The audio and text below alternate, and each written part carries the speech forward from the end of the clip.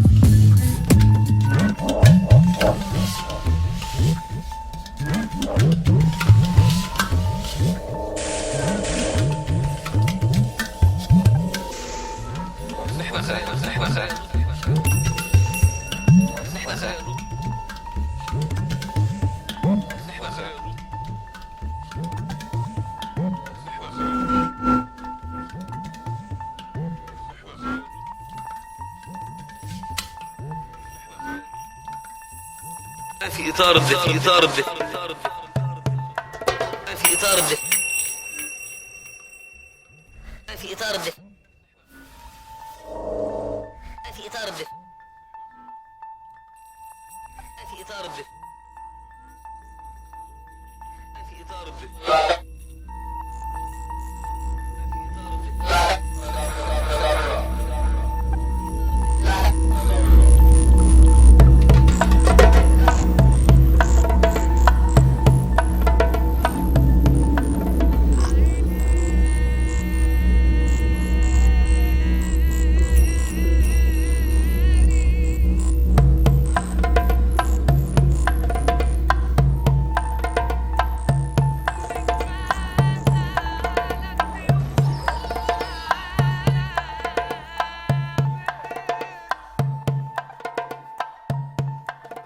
Here on Democracy Now!, the exception to the rulers. We are going to spend much of this hour in the occupied territories. We're going to begin with a report that just came into Pacifica Station WBAI on the morning show Wake Up Call with host Bernard White. It is an Italian reporter, Manoli, who is in the Beit Jala refugee camp. And this is what he broadcast just a few minutes before we went to broadcast. The situation now in Beit Jala, they're backing up a little bit, just a meter. So the idea is to be quite quiet in front of them and to make a blockade for a few minutes. Wow! Wow! Wow! Shut! The shut! By the state of Israel, unjust. Supporting the Jews in Israel by supporting the Palestinians' just struggle with one land with many people. How can I talk to you? I want to ask you about the 2 million Sudanese that were murdered. Don't blow yourself up!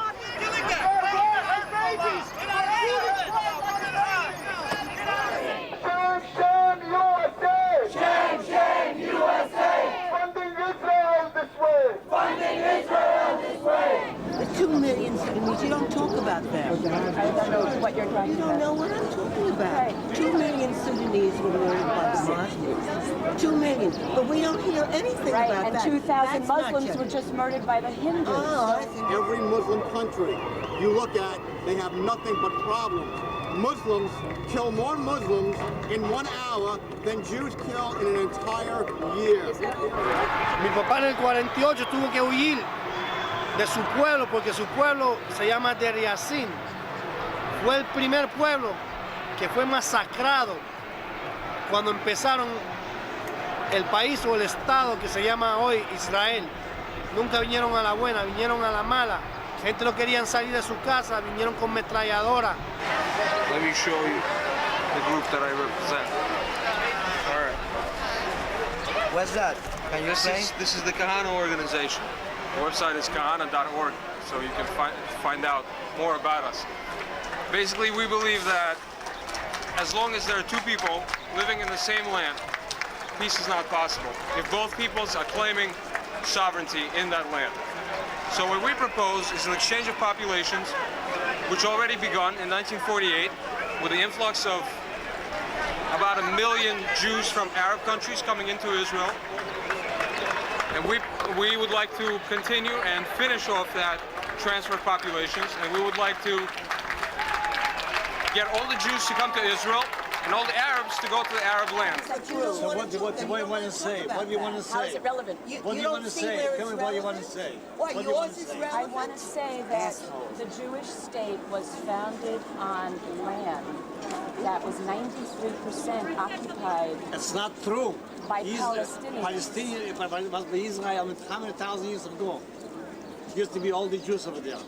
Right, but it wasn't only Jews. Israel has not occupied the land. Arafat has occupied the land.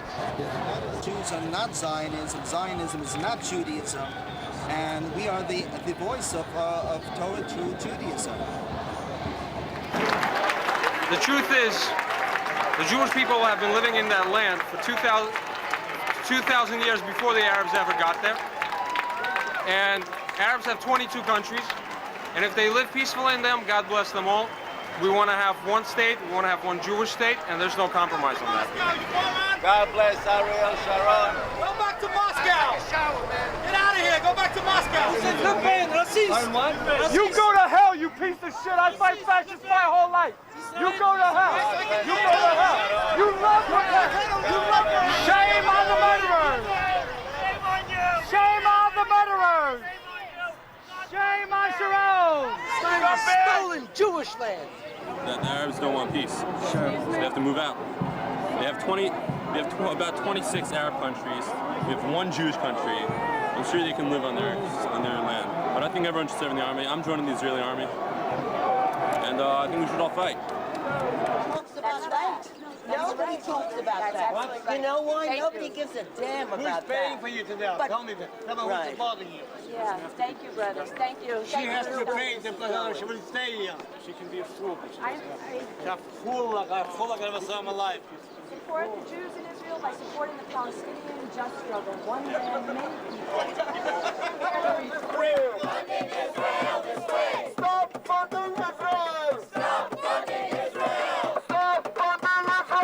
Stop funding Israel! Stop funding Israel! Stop funding Israel! Stop funding Israel! No media allowed! Close Israeli military zones! Close military zones! Kill civilians and bulldoze them into a mass grave! No media allowed! Close military zones!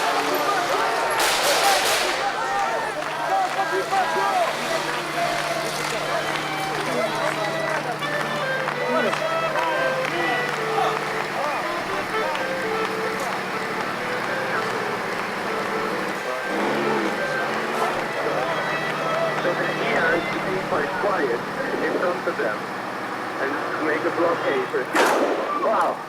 Wow, wow! Shut! The shutter! Fuck that! Fuck!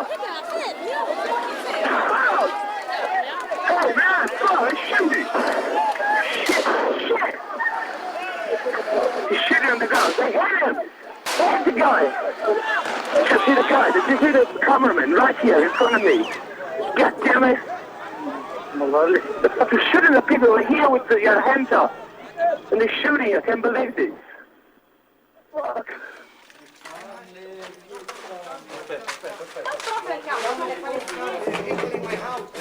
Ok, nella sua casa, andiamo. Andiamo nella sua casa, è meglio. Yeah. Andiamo, veloci. Veloce. Veloci. Really, I don't know if the people can support the situation anymore. I think everybody have to go out and shout that we need peace, we have to go out. So you want the Intifada to be over? You know, it has to be over, but with a solution. Not only they will go out and return back without any solution. They can go and enter any time. You know, I was sleeping when they come and they was in front of my window. I looked at them and he told me,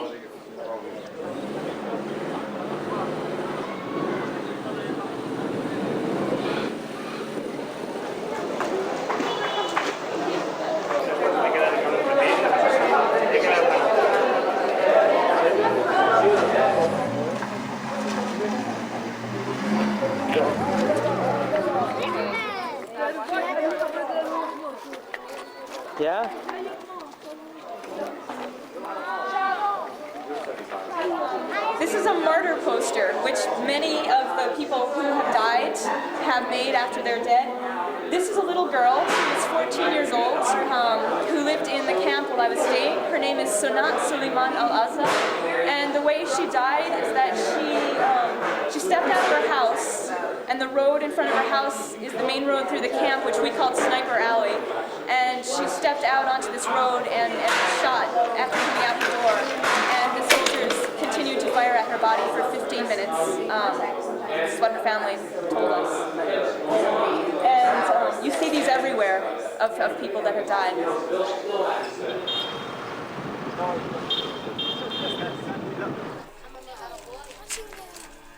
شوف طلع لو صور من فوق مش مثل صورها من فوق صورها من فوق شوف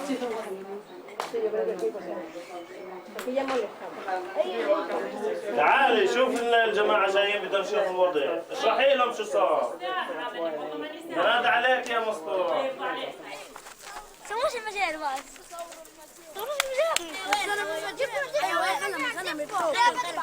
بس فريحة حمام مش معظمة برحمة صور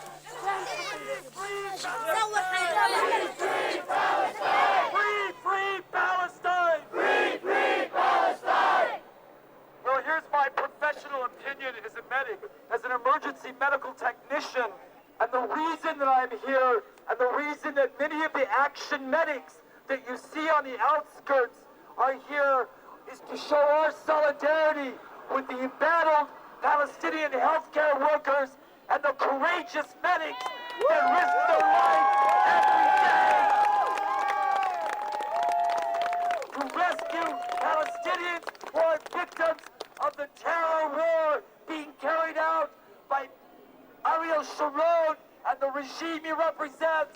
I want to talk today about my experiences in Nablus, where I stayed from April 14th until the 20th. There were more than 30 international civilians in Nablus from Ireland, England, France, Denmark, and around America.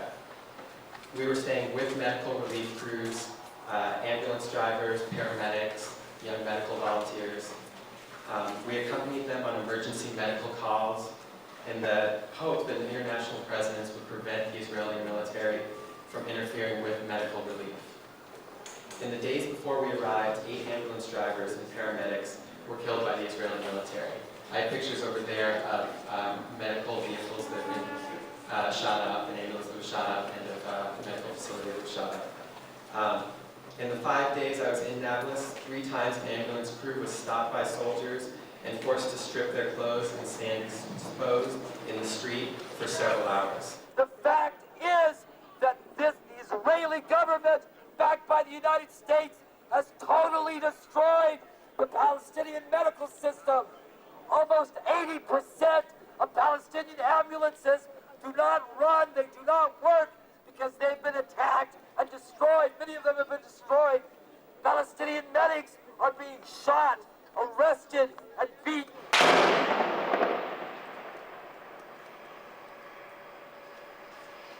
Just before a month, they have killed the director of that medical center, just near to this hospital,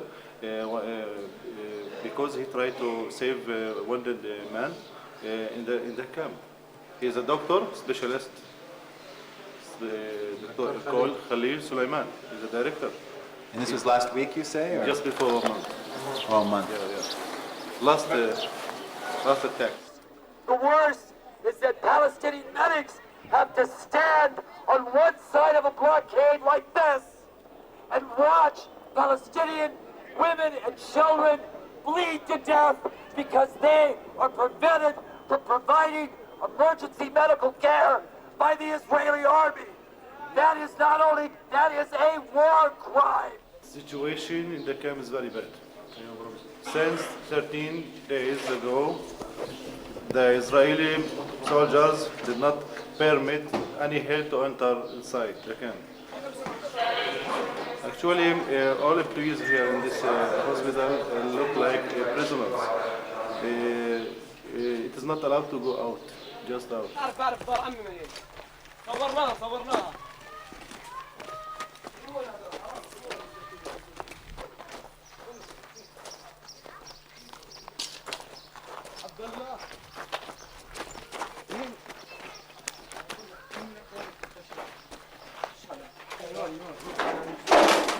How many days now? 14 days. 14 days. Yeah. And no ambulances inside? No. For 14 days, no ambulances. No ambulance. There is a lot of people died under the house and the house damaged. How many people do you think died inside the camp? How many? 100, 500, 1,000, maybe 200. Maybe. جماعة قلوبها بالحمال بلاش نعم جمعتنا جمعة البشر والحجر والأطفال والنساء شو احنا عاملين احنا بس الله يهدوا شرور سلام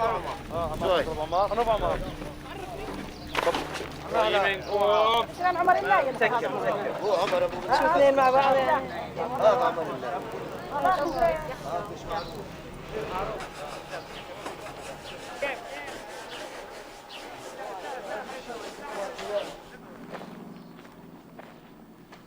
See, I don't think they know what to do with this, you know what I mean? This is the inside of the camp. And the destruction in the center of the camp is more or less total. This area that you see was once the most crowded section of the camp, with 2, 3, and sometimes 4-story houses built out of concrete and cinder block, stacked on top of each other, next to each other, and you know, with narrow streets. Sometimes you could wide enough for a car, sometimes most of the time just to walk between. And the Israelis have not only destroyed them with the helicopters and knocked them down with the bulldozers, then they sort of push the rubble all around and flatten it all around, as you see. So it's very difficult to know what's one house and what's the next, what bodies belong to this house and what the next, because there's pieces of bodies poking through the rubble here and there. Bulldoze them so the media can't see! Hide the bodies! Hide the bodies! Hide the bodies! Bulldoze them! Get AIPAC to ask for more money! Yeah, we're out of ammunition! We're out of ammunition!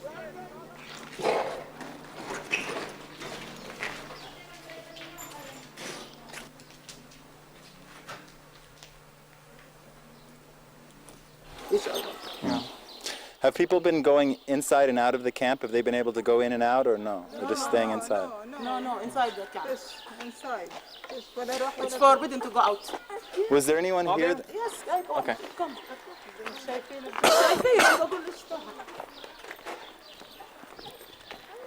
Was there people here that were injured in this area?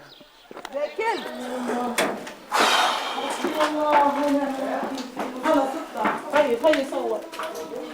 Who burnt the bodies? Yes. The bomb.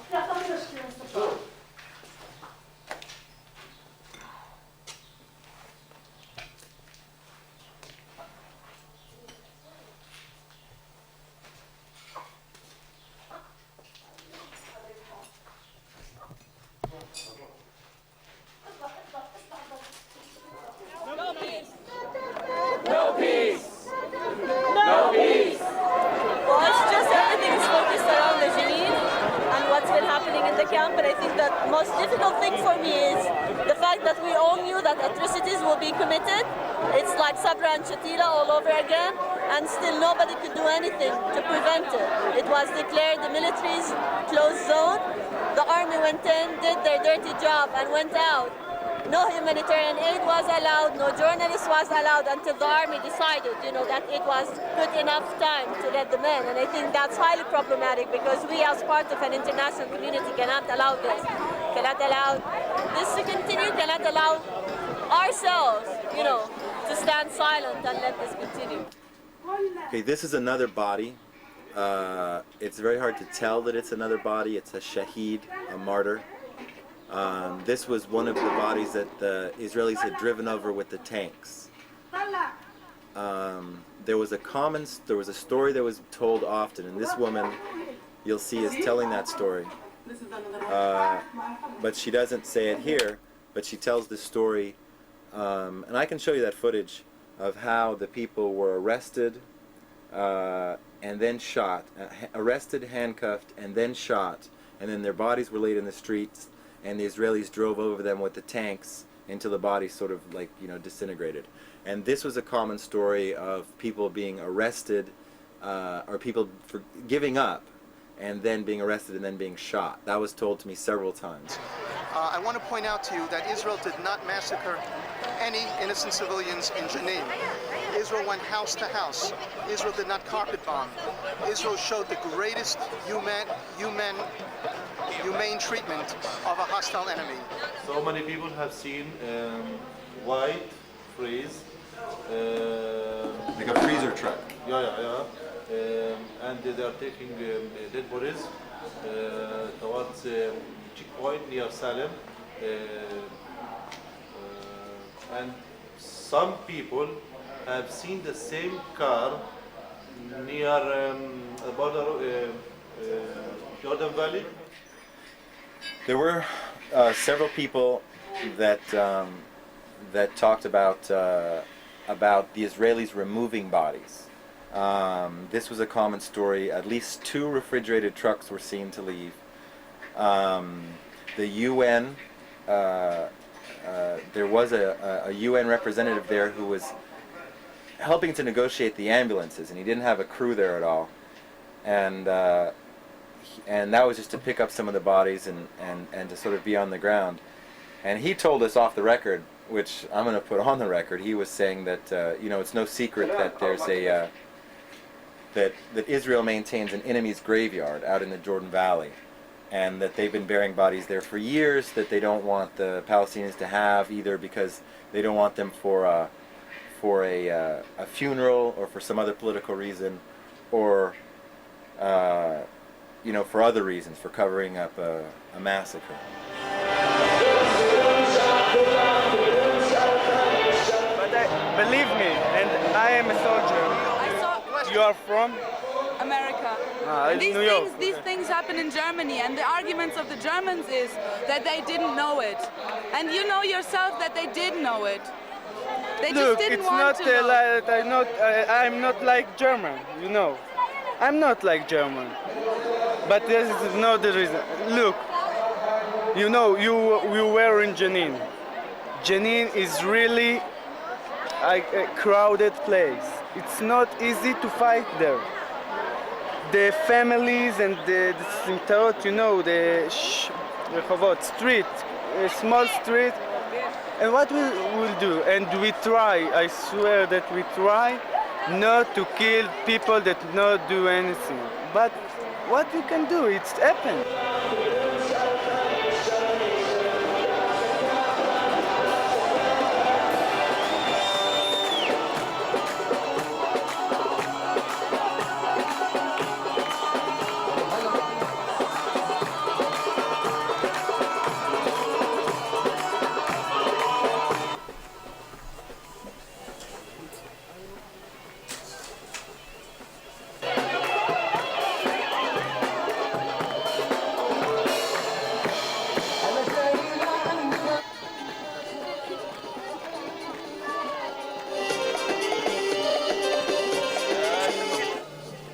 Who respects himself. He drafted the Tenet understandings, and he doesn't want to get involved while the Israelis are still.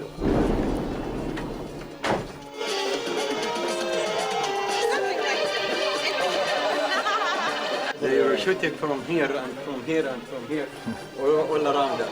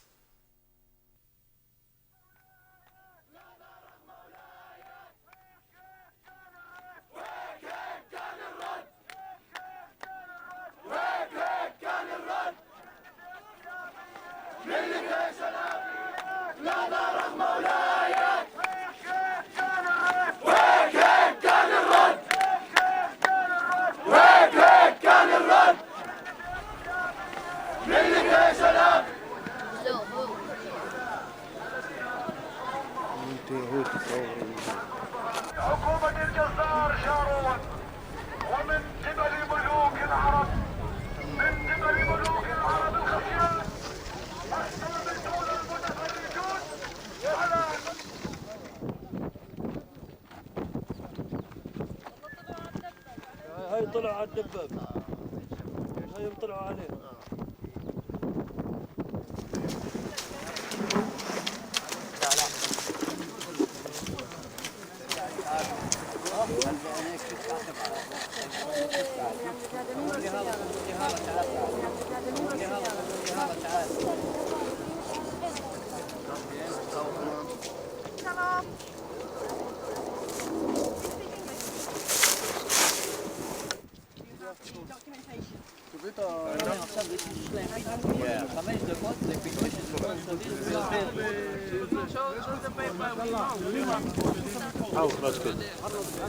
إخراج كاد إن شاء الله بتجي. You said to him 8 o'clock Friday. You said to him. بتقول فون هنا هيك.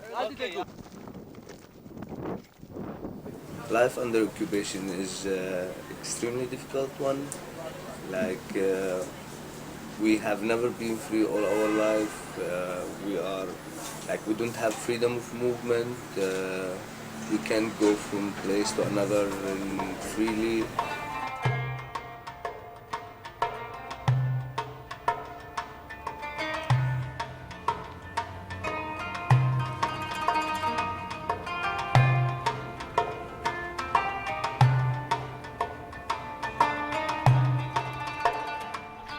Refugee camps are the places that people whose homes have been destroyed, who have been uprooted, have been ethnically cleansed, have no choice but to go to. And when they started there, they started just by setting up tents that were provided by the UNRWA. That's the UN Refugee Relief for the Palestinian people.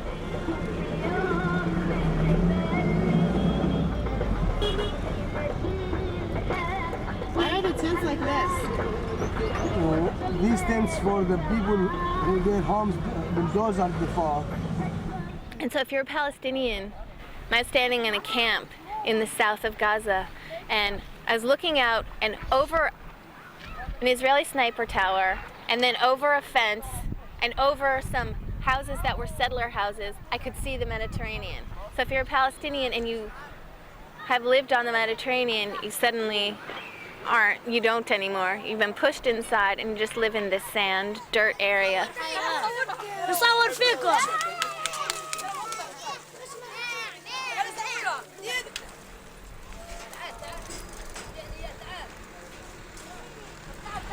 You know, refugee camps are literally among the worst, in the worst conditions, economic and just, you know, sheer public health conditions you can imagine. Most do not have running water, or you know, many do not have electricity, and many do not have sewage. So there's just open sewage strewn across the whole entire camp.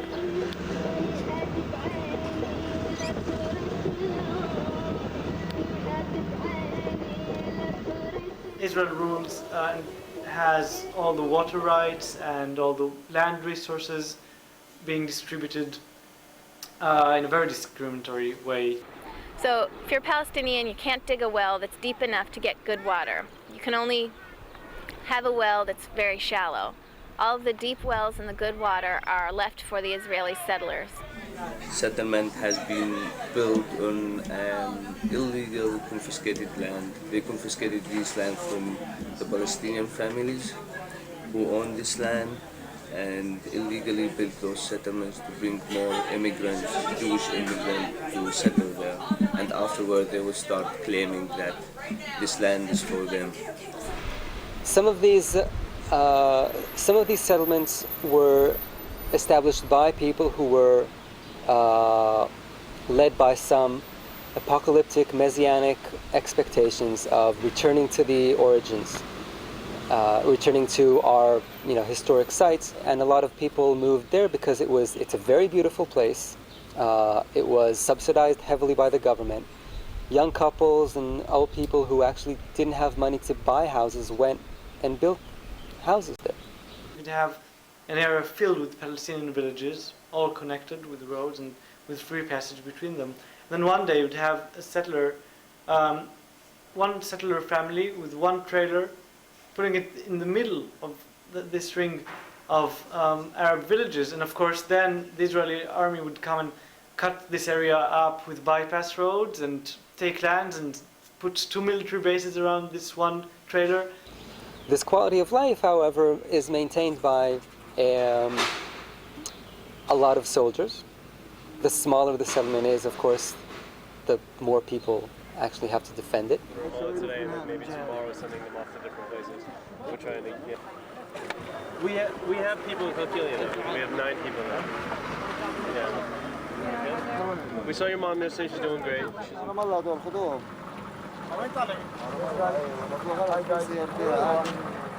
There's checkpoints set up in between towns, so if you're a Palestinian, you can't go from one town to another without going through this elaborate checkpoint, which is like a tower with Israeli snipers and a bunch of soldiers who will look in your passport, sometimes make you take off your clothes, generally humiliate you, make you stand there for hours, sometimes days, depending on where you are.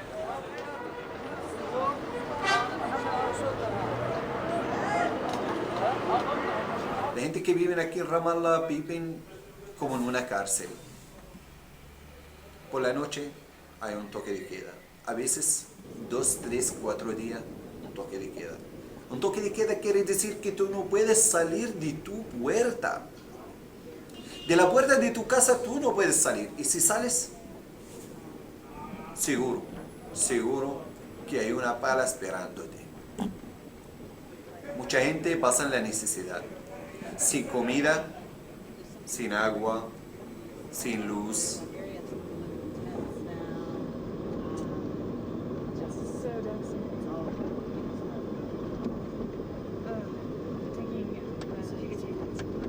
Yeah, I'd be very interested in seeing that. Imagine staying there. How crazy.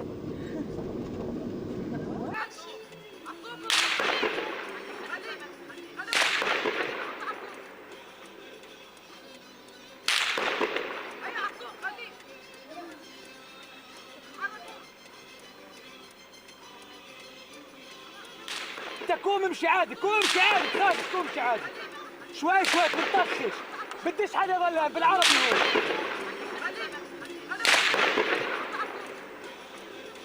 خلص قوم. Curfew means house arrest. You are not allowed to go out of your house. You are not allowed to walk. If you get out of to the street, so you'll get shot by the Israeli soldiers.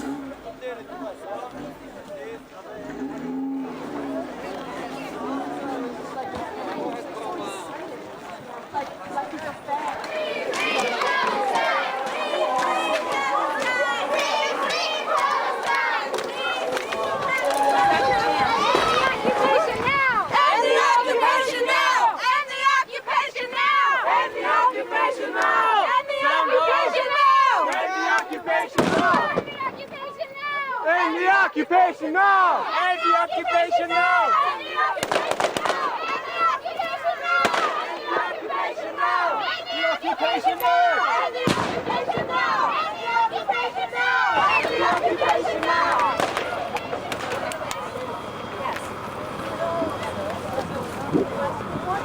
And also we'll remember Gaza, and actually the media work will continue, and our struggle will continue until you guys withdraw. And you guys need to get out of here. And you guys should know what you're doing. And as you do, you have a responsibility to do what's right, which is to get out of Palestine. Okay, we'll do them anyway. First of all, I need you all to please leave the area. What's happening here? Do you know you're violating human rights? Yes, we are. We're violating every day human rights. Did you hear that? He said they're violating human rights every day, and that's okay. What's it all about you? No, please. So you guys are robots? No, yes, I'm taking orders. I'm a soldier that becomes a soldier. Are you a human being as well as a soldier? It doesn't matter right now. Right now, everybody... When I was called to serve in the occupied territories, I informed my commanding officers that I won't do it. There are about 1,000 Israelis right now who are known to be refusing to serve in the army. So they said, look, you either go there or we discipline you, and in all likelihood you will go to military jail. And that's what happened. We have people refusing to serve in the occupied territories, and others that refuse to enlist. So now there are about 480 refuseniks, and 39 of them, these are the reservists, 39 of them are sitting in jail. So we all know that You should follow orders most of the time, right? We all know also that it's not the case that you should follow orders all the time. So it was clear to me that this was morally indefensible to justify taking part in the occupation. So in the occupied territories, we have young soldiers, 18, 19, 20 years old, as well as reservists who are older, up to, say, about 40 years old. People 18 years old are just coming out of school. For their entire lives they've been told what to do by parents and teachers. Now they have the power to rule over an entire civilian population. And that makes them cold and blind to the suffering of that civilian population. And, I saw the most horrible racist behavior that I've ever seen in my life by the Israeli soldiers. Driving around in the APCs, playing the theme from the Pink Panther, da-dun, da-dun, da-dun, and then calling out over the loudspeaker in a mixture of Arabic and Hebrew, sort of the worst kinds of racial epithets, and the racist, there's graffiti everywhere. The malice of the soldiers in Jenin was something special, I guess. I know my son was beaten hardly by the soldiers. He went because they said that they lifted curfew, and within 1 hour they changed their mind, and my son was on his way. They took him to a place with his hands beyond his back. They kicked him, beat him badly, and cursed him in bad words because he could not tell them what he's doing until they saw that he's a student and he's going to his exam, and he couldn't make that exam that day. Some of them, not all of course, some of them behave in morally horrendous ways with the population. For instance, in Jenin camp, they came to a house and broke into the house. Like, they went in and they beat up the mom and the dad, and who were like the grandparents of the little kids. But this man's and the mother and father, who were inside the house also. They took the man, and they told him that he had to go be a human shield for the Israeli soldiers, and they wanted him to knock on a door of somebody else's house. And they wanted him to tell the people inside that they should come out. I mean, on the Israeli side, nothing like an acknowledgement that on the other side there are people with dignity, with equality, people whose concerns are just as legitimate and important as ours are.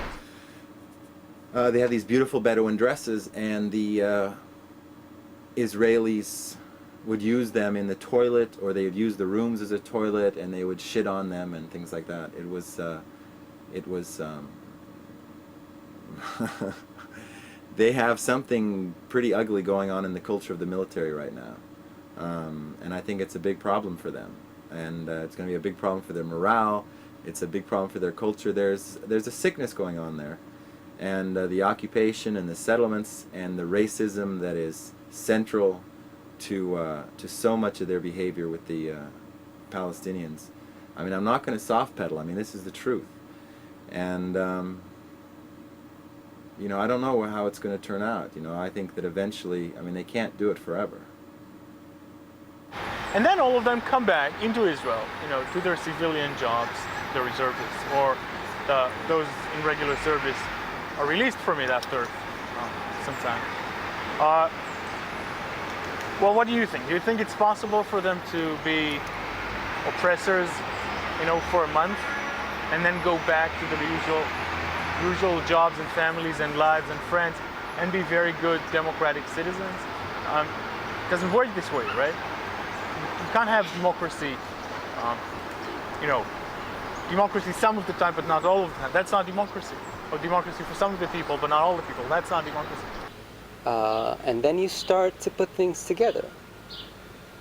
You think, well, I was a soldier. I don't think I'm a bad person. I was never violent unnecessarily. I never shot anyone. All I did was, and then you start thinking about, what is this all I did? And all I did was to stand in a roadblock and follow the orders that were given to me. And all I did was to knock on people's doors in the middle of the night to find, saboteurs, to find inciting material, to find possibly, what we call wanted people. I was maintaining the security of my country. All I did was to stop kids from crossing the road, or other people from entering another village, or local people to go into the market. That's all I did. All I did was to stop traffic while, someone bulldozed the house, or someone was taking down a vineyard. That's all I did. Then you start realizing that what you've been doing is how really you were complicit in immoral, illegal actions.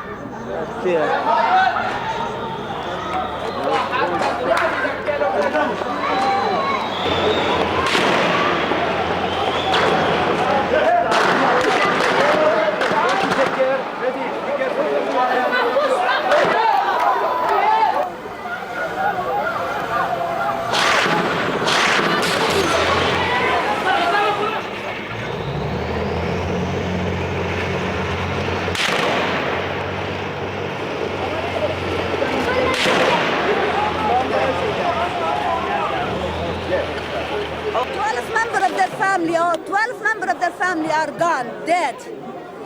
It's really sad. It's sad for the world to stay silent while there's another Holocaust taking place. I heard that that says never again and never again. Who they mean by never again? Only for the Jews or for everybody else? A Holocaust is taking place and the word is silent. Shame on you, word.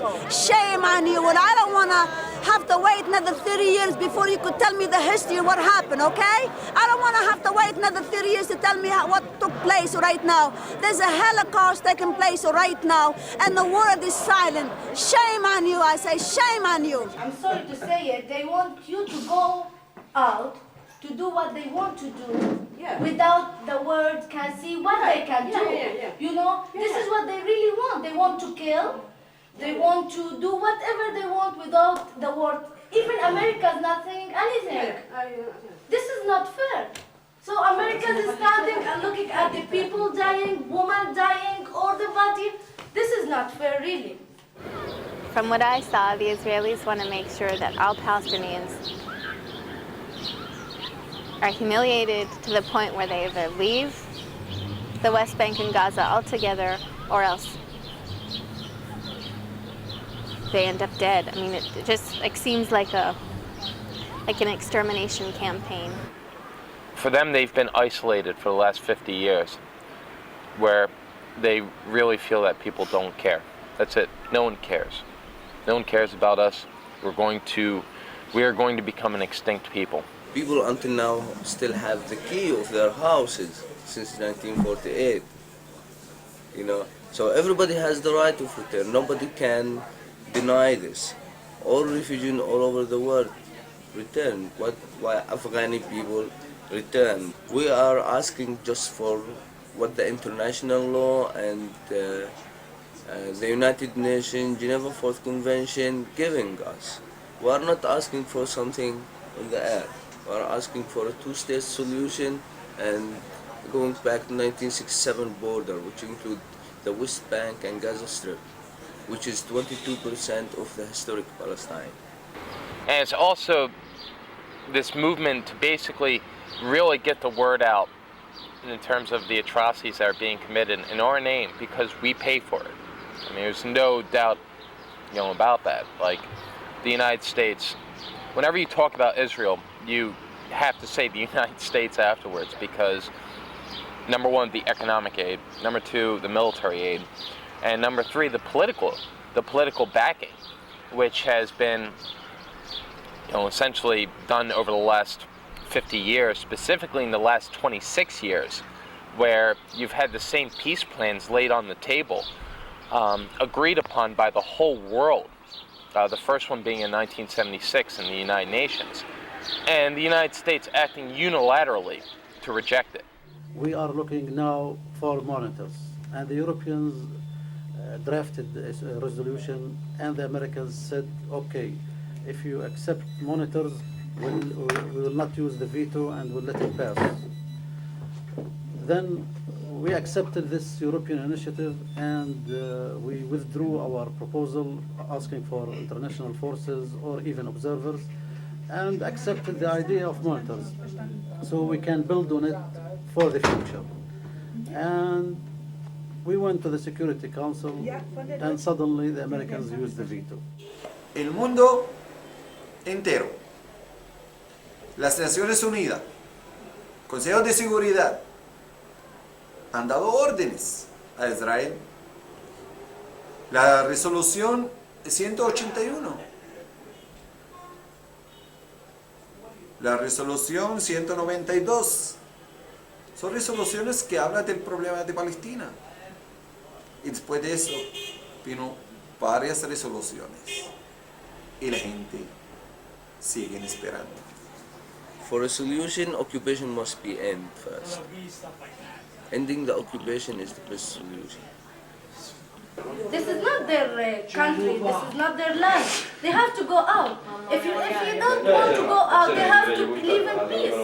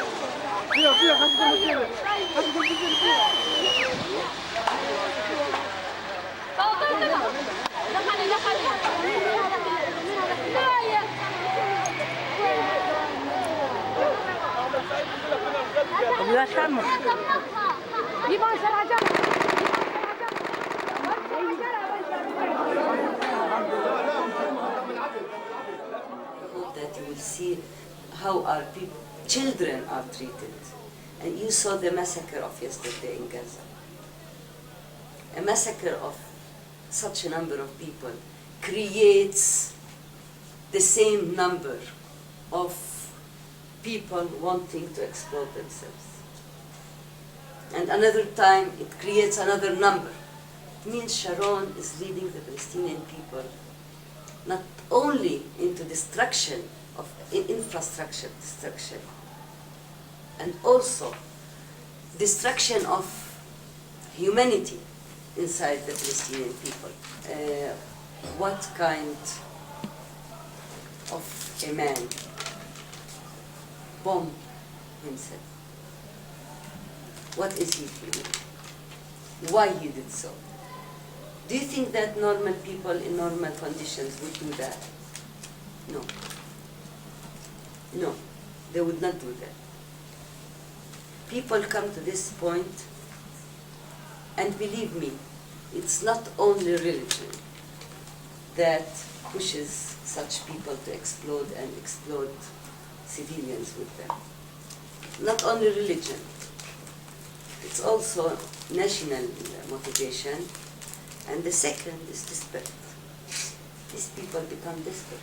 Desperate because I can tell you, they are fathers, they have children. What denies me? What's stopping me from thinking about every other Palestinian as, inhuman? By thinking about him as inhuman, I've done the same to myself.